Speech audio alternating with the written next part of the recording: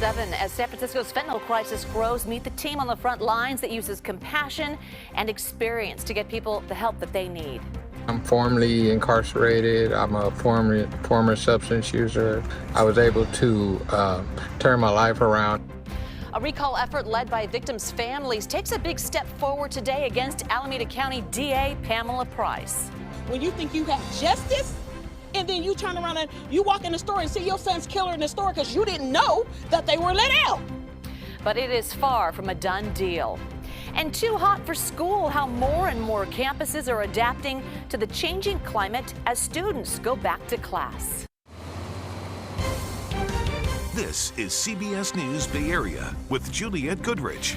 It is a stubborn problem for San Francisco with many lives on the line. And tonight it appears that the city's fentanyl crisis is only getting worse.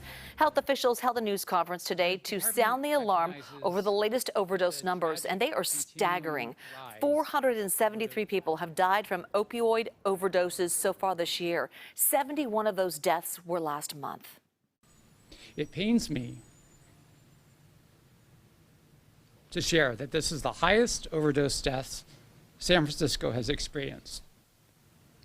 And it correlates with this overtake of fentanyl into our drug supply.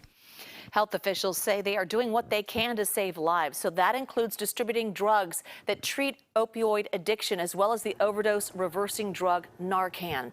They're also working with nightclubs, even made Narcan available at outside lands. They're also expanding mobile clinics and pharmacy hours. Now, on the law enforcement side, the city, with help from the state, is aggressively cracking down on drug dealers. Just last week, they arrested a man from Oakland and seized more than 4 pounds of fentanyl and other drugs, along with $58,000 in cash and a loaded ghost gun. And as an alternative to law enforcement, there is also the Street Crisis Response Team. So that's the unit that helps people on the street who may be suffering from a drug or mental health crisis. So the citywide program has now been around for almost 3 years, and our Lauren Toms is here now. And I know that you met with some of the crisis responders. Yeah, Juliet, one of the people I met with is formerly unhoused, and he's using his personal experience to help others. With each step into the Street Crisis Response Team van, peer counselor Omar Breedlove moves further away from his past. I'm formerly incarcerated. I'm a former substance user. Formerly homeless, and I formerly had mental health challenges, and so I was able to turn my life around and transform through that. He's been clean since 2016, but rather than leaving it behind, his lived experience is now his greatest asset. I run across people all the time that I used to associate with during my experience when I was homeless or when I was using substances and things such as that. And now I see those people and I'm in a different capacity, and I'm a source of motivation and hope for them. On each call, a handful of experts respond, including a peer counselor like Omar, who's had firsthand experience with some of the more common issues the team encounters, like homelessness or substance abuse. Members of the homelessness outreach team and paramedics fill the van, responding to dozens of calls each day. Some, like Omar, dress in plain clothes to offer a less triggering response than a uniformed officer may. It's part of a unique approach the city is taking in their effort to curb San Francisco's drug crisis. Like if somebody is hungry and hasn't eaten for 3 days, a peer can understand that, like what that feels like and what it feels like to be able to receive some food at that time. The unarmed team travels with snacks, water, spare shoes and clothing, blankets and medical supplies, including Narcan, that are most needed on calls. Their goal is simple: to connect people with the services they need. In a city like San Francisco, where we really do value people's expression and freedom and individuality, at some point I personally feel like there has to be some other way for us to help people and encourage people to feel safe and feel willing to try something different. Captain Mary Mira has been a paramedic in San Francisco for nearly 3 decades, and on the Street Crisis Team, her most valuable tool is treating people in crisis like an old friend. Just human to human. It's not approaching a person as a set of symptoms, but approaching them as maybe somebody I grew up with. basic. My name is Mary. What's your name? And that's often all it takes to de-escalate a situation, Omar says, compassion. Wow, I wish this stuff was here when when I was going through my ordeal. Promoting humanity, moving humanity forward, requires love, right? Because without love, there wouldn't be any compassion. And looking back on his days in the shoes of those he now helps, he knows he's making a difference. This team is coming up on its 3rd anniversary, and in that time, they've responded to nearly 20,000 calls. They say the majority of those calls, 59%, are resolved right there in the moment. Yeah, it's so great to see. Just de-escalate the situation. So I guess if you look at the situation now, how can they, see a long-term solution and down the road from here? Yeah, Julia, well, their goal is to get people the help many desperately need during their response, but the team is prepared to transport people who volunteer to go to a recovery center or shelter rather than wait for the city to place them, which often involves very long wait times. Yeah, that wait time's crucial. All right, Lauren, thank you.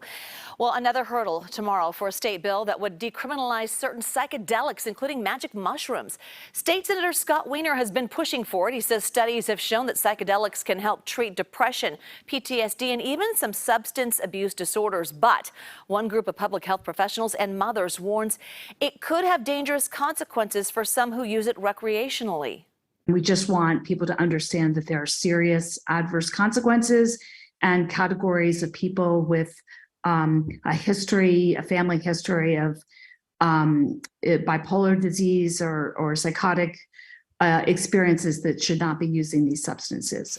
And I might note, Parker did tell me she lost a niece to psychedelics. The group says it's not against decriminalization. It just wants better safeguards, including public education and training for first responders.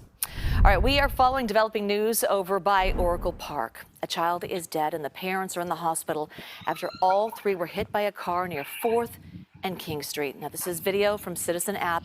It happened around 5:15 as big crowds were making their way toward the ballpark for tonight's Giants game. Right now, it is unclear if that family was headed to the game. We do have a crew at the scene right now. We'll bring you much more tonight at 11 o'clock.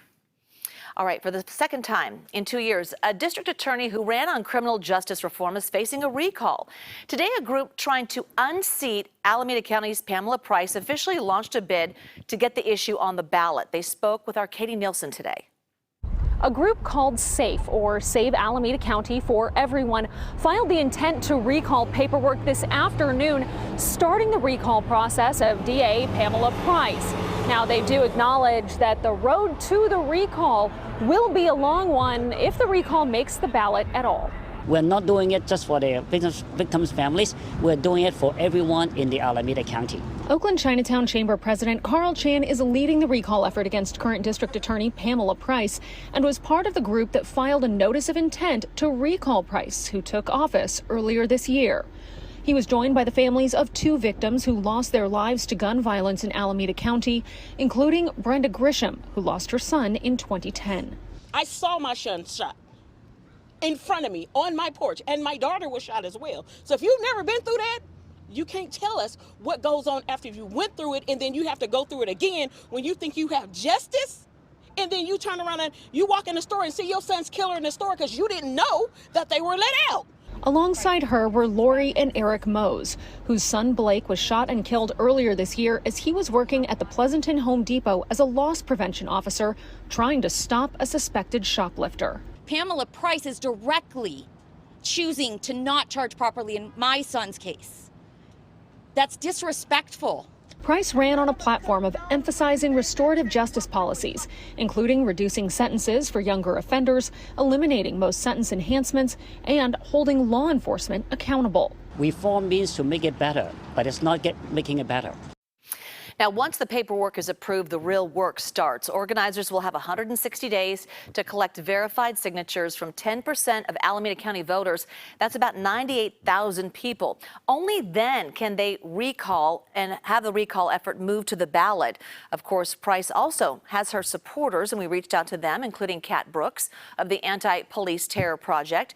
She called the recall effort politically and racially motivated and an attack on a democratically elected black woman adding, quote, "The folks behind this are the same folks who ran for election and lost.